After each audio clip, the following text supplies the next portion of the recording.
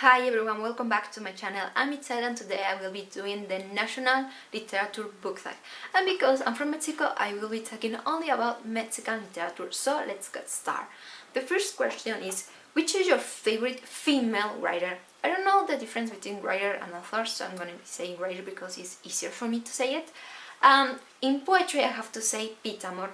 The thing with Pita Amor is that, unfortunately, she's better known not because of her poetry, her work in literature, but because of the way she looked, her personality, because she was really eccentric. If you look for interviews on internet with Pita Amor, you're gonna understand that because of the way she looked, how she acted, she moved, and also because of her family. She was related to Elena Poniatowska Amor, and when Elena Poniatowska Amor just started to write when she was younger, Pita Amor had already a little bit of fame, had already published some books, and Pita Amor told her not to use her last name Amor because she doesn't want to be related to her, and that was like a really big family drama.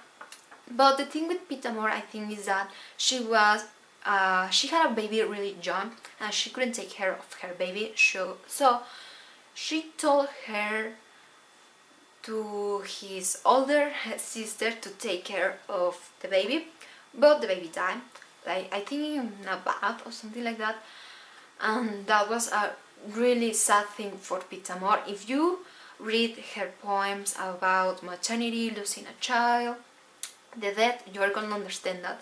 And also in general she was a really good poet, and in narrative, like in romance, tales, I'm gonna say Amparo Dávila. I already know that there is Elena Garro. Elena Garro is better known as the second best female author in Mexico, just after Sor Juana Inés de la Cruz, obviously.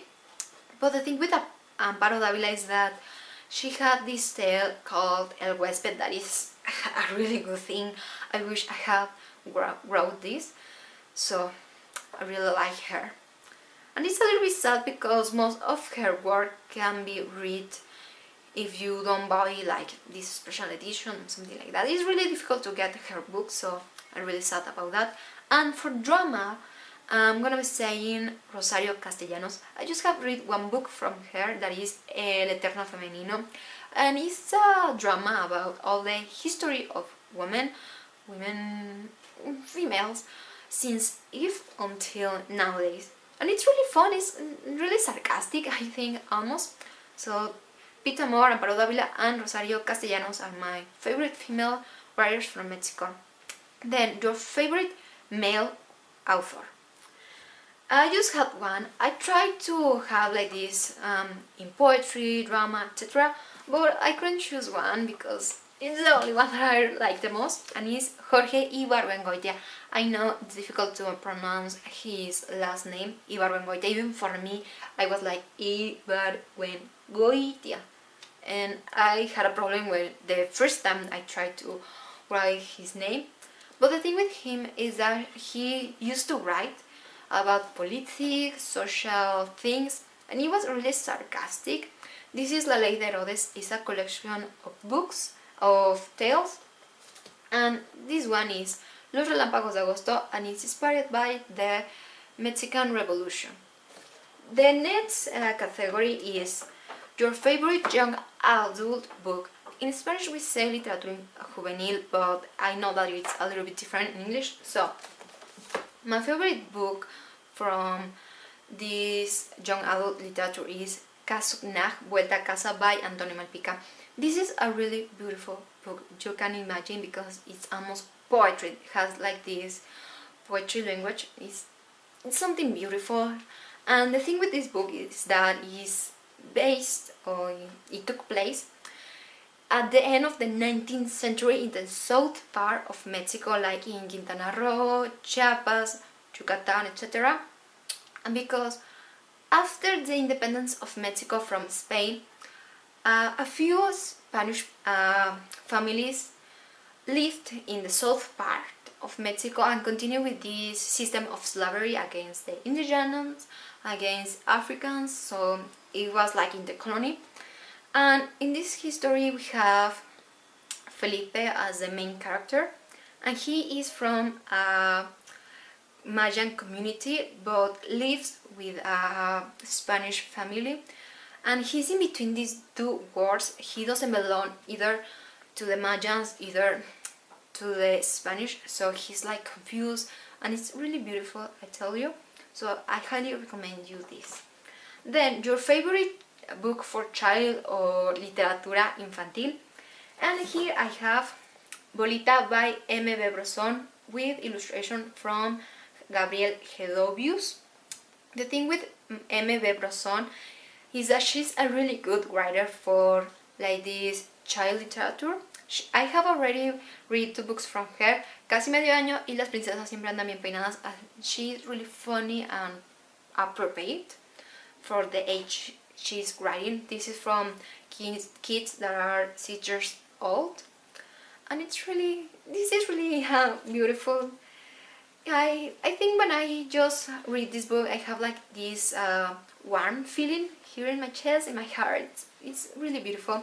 The thing with Bolita is that in a zoo, a little giraffe has just born, and you think that a giraffe is really thin, slim, elegant even, but Bolita is fat, and all the visitors and even the animals make fun of her. So the son of the zookeeper tries to help her, and she has like this kind of elephant, I don't know, disguise. So that's the thing with Bolita, and has like this I don't know, a history about being bullied by the way you look. So I think it's really appropriate for the kids. The next question is your favorite editorial or brand, obviously from Mexico or from your country. I'm gonna say Sexto Piso.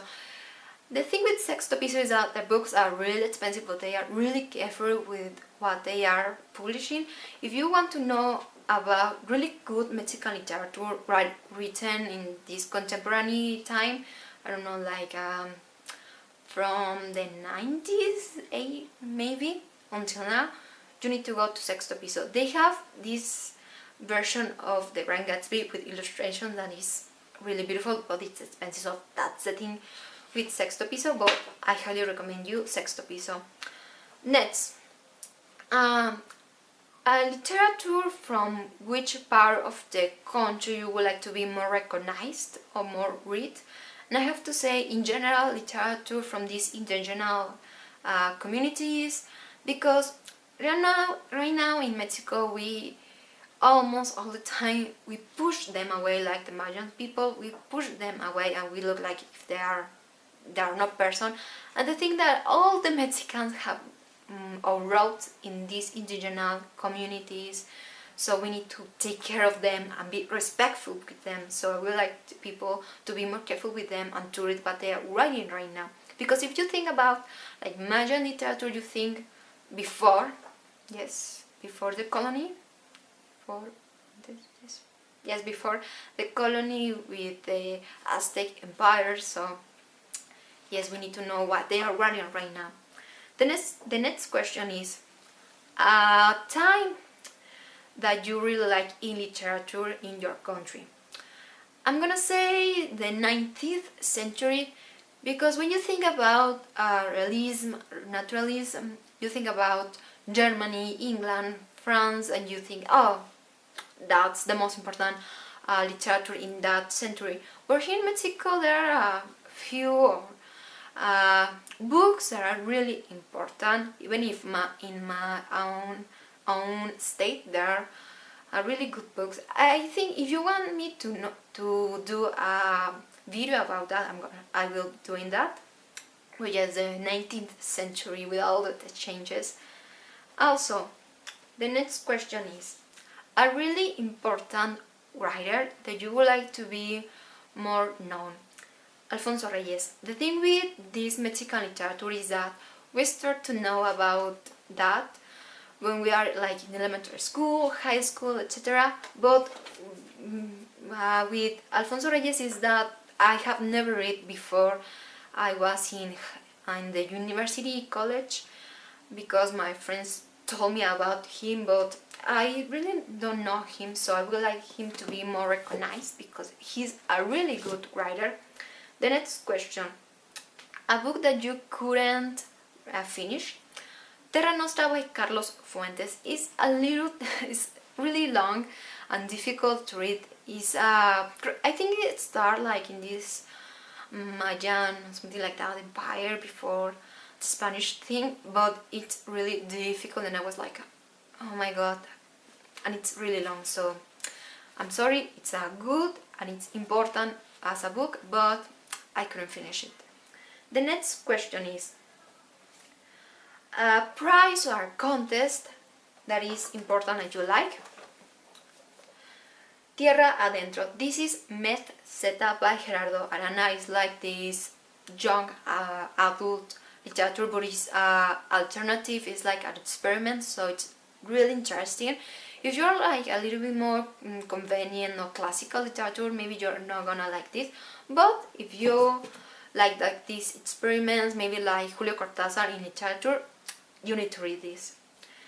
And the next, a little bit of experiment in literature. Well, here I have Poemas de Terror y de Misterio by Luis Felipe Fabre. This is like poetry about horror, and as you can see, is based in Dracula, Frankenstein, etc.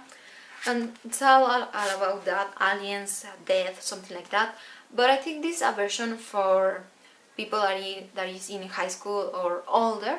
But if you're a child or you're looking for a book about poetry but with a horror movie theme, here you have Azahar y Agustín, pequeña novela de terror en verso by Armando Vega Gil. And I really like this one most because it has like rhyme, rhythm, and a little bit things that I don't like the most of the things here, but I highly recommend you these two. They are like experiments because you think about poetry is just to talking about love, sadness, but to talk about terror or horror. So that's the fun thing and the special thing about these two books. Well, that's all about this video. If you like, please give me my thumbs up. I'm Itzel, and I will be leaving all my links for my social medias down below. And I'm gonna see you in my next video. Bye!